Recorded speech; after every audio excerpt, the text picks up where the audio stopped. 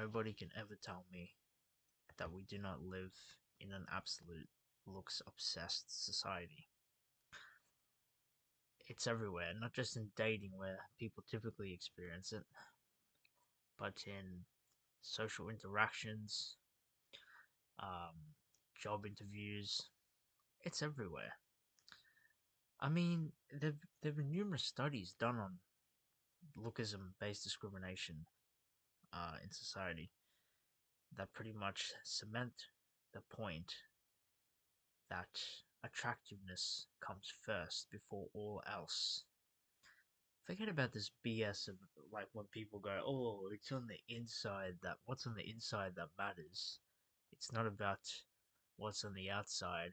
It's the soul that counts. It's the heart that counts. Man, get the F out of here with that garbage, bro.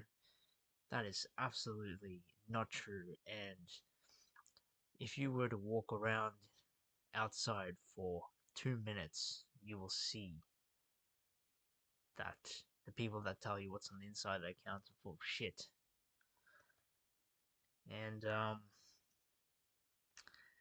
it's very clear um, that lookism is probably one of the last forms of discrimination that exists. It's sort of a bit similar to the concept laid out in the book Whatever by Michael Houellebecq. The main character, who is unnamed in the book, states quite clearly that capitalism, or the inequality that capitalism produces, in a way extends to the sexual marketplace.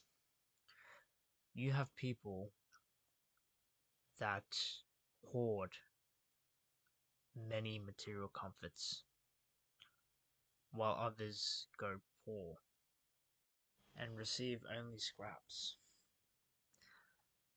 Um, the people that hoard vast amounts of um, sexual currency, they are able to do this largely from factors that were not in their control. They were just randomly blessed by the gods, fate, with good genetics, while some others were not so blessed. That's just the way it is, unfortunately. Um, bro, like, the thing about looks as well is that people will not, generally, they will not say to your face that, you're unattractive and, you've got no hope of finding a mate, partner, whatever the fuck they call it these days. Normally, they will sort of demonstrate how unattractive you are with their actions. Actions speak louder than words. So, a common example of this is having your profile viewed on a dating app and, and no messages, um, just a view, or getting ghosted. Um, Speaking on the fact of getting ghosted, also, attractive people get way more chances than non-attractive people. That's just, I mean, you can deny it as much as you want, but it's just simply true. Um, People tend to be more lenient when you have a good bone structure, when you're a good height, tall, light skinned. And yeah, you can say, oh, okay, but what about bloody Tyrone or something? Well, in my opinion, I think Tyrone is often fetishized. Or these tall, handsome black men, or whatever it is, that white women seem to love a lot, strangely enough. But not if you're something like, East Asian or something, like Indian, because generally there's a stereotype that surrounds you which kind of puts most women off. You the dirty, pervy Indian man stereotype, which yeah, it's pretty cringe, but fortunately that's how it is. Um, but and that's the thing, like if you were to be honest about the way you look and acknowledge how you know unattractive you are to other people, then I find that you get gaslit a lot. People generally tend to not believe that you are suffering from romantic discrimination. It seems to be more like that there's just something you can fix. Oh, bro, just just take a shower, bro. Get a better haircut, bro. Go to the gym, bro. Again, I don't know. Bloody use a special soap, bro. Pick up artist soap. I don't, I don't fucking know. But yeah, so you generally tend to find people that are unwilling to believe you if you would acknowledge yourself on how unattractive you are. Like for me, I think I would probably be like a three, 3.5 at best. Um, Not that tall. Um, got dark skin. Um, I'm just really not that great looking. And supposedly all um all beauty is in the eyes of the beholder, which is total BS. It's more like all beauty is in the eyes of the spectator. And this kind of leads into another point where, you got these attractive people that have their egos constantly elevated and bloated because of the attention they receive and the favor that they receive from the external world, that this would create well, I believe or feel, or from what I've observed, creates a sort of distorted mind view of the world where these attractive people, let's call them, think that they are better than they actually are, when in truth, they're just the same as everybody else, except they just received a little bit of luck in life when it comes to genetics. That's all it really is. Um, but yeah, and then yeah, bullcrap. We live in a meritocracy. Best person gets the job. Best person gets this, bro. Most qualified person gets this. Man, get the fuck out of here, right? So it's all about luck. It's all about your luck and your genetics. You can't help if you were born with a below average intelligence, just the same as you can't help if you were born with above average intelligence.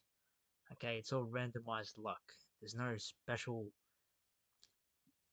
work ethic that people put in to cultivate this kind of shit. I mean, yeah, sure, you can sort of like you can say, well, intelligence is, malleable or some shit. And maybe to a certain degree, I would agree with you. I would say that, yeah, they're like if you're not that intelligent, you could do with like, reading a book or something or learning a few things. But that also depends on the architecture of your brain and how you process information, how you retain it. There's a cap limiter on that. There's a cap limiter on looks maxing. If you are, say, a 4 out of 10 on the look scale, I'm sure there are certain things you could do to maybe improve yourself, maybe getting more lean and eating healthier, and just learning a few social skills, like in terms of interacting with others. But there's a cap limit on that too. At best, you probably go up maybe 1 point, 2 points. But think about the kind of people you're competing with on, say, the dating market. People that are genetically gifted, and that they their very existence, from them just doing nothing, just their being, outdoes any work ethic that you had. And I mean, I'm not saying like don't try to better yourself, but you got to be realistic with your goals. Like, you can't like most people like most they just bloody look smacks or whatnot to get women. That's all it is. Get women. Um, but I'm telling you, the women aren't that good. Um, yeah, sure, it seems nice on paper, but trust me, the experience is a whole different thing. Like most things in life, it's quite disappointing. Um, improve yourself for you. Don't do it for others, because that's just death, and you're just asking for depression and a myriad of other mental health issues. Like me, I've been trying to, self improve a bit. No, I don't like using that word self improve, but I can't really think of any other phrase or term to use. But like I've just been, doing little things like, going for walks and trying to be trying to focus on the matters at hand rather than letting my mind wander into the depths of my head, which everybody's head is full of you know nightmares at the bottom, and they just wonder. It's full of wants and nightmares. But I'm not expecting, like female attention, female validation, or whatever the fuck it is. I'm just doing it because, well, doing these things because I just feel like it just makes me feel better. And it's not that I feel like, it does make me feel better. It just makes me feel more healthier. And that's what you should try to be. Just healthier in mind and body. That helps. But yeah, there are a lot of neurotics wandering around, so there's that. So try to keep it level headed. As Rehab Room said in a video, the hard work video, can't remember the full title, but you just gotta stop taking life so fucking seriously sometimes. Because guess what? We're all gonna rot and decay. We're all gonna rot and die. So there's that part. So just relax a little, please.